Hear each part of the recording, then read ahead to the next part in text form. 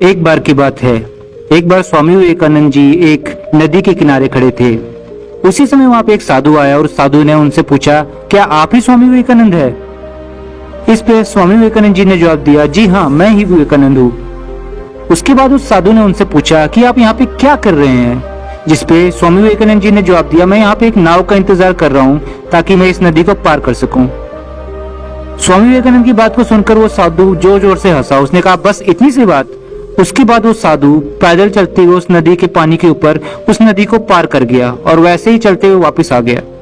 उसने स्वामी विवेकानंद जी की तरफ देखा और कहा, आपकी ऐसे ही हवा बनाई हुई है इस दुनिया में।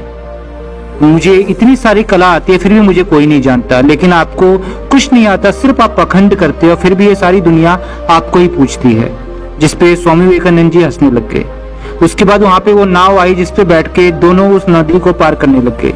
जैसे ही वो नदी के पार पहुंचे उसी समय स्वामी विवेकानंद जी ने अपनी जेब से 2 रुपए निकाले और उस नाव वाले को दे दिए, जिसमें से 1 रुपए उस साधु के बनते थे और 1 रुपए स्वामी विवेकानंद जी के बनते थे।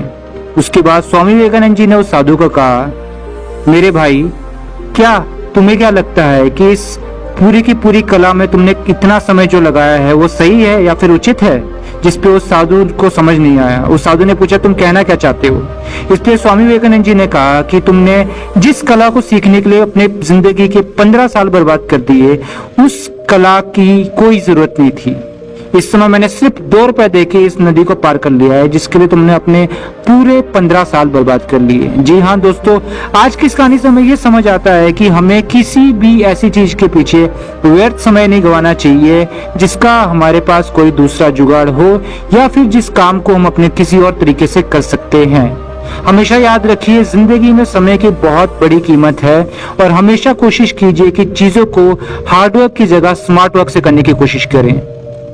आई होप आज की ये कहानी आप लोगों को पसंद आई होगी। अगर इनकेस आपको ये कहानी पसंद आई तो हमारे चैनल को सब्सक्राइब करते हुए बेल आइकन को दबाना बिल्कुल भी ना भूले, ताकि हमारी आगे आने वाली कहानियों को आप सुन पाए। तब तक के लिए धन्यवाद।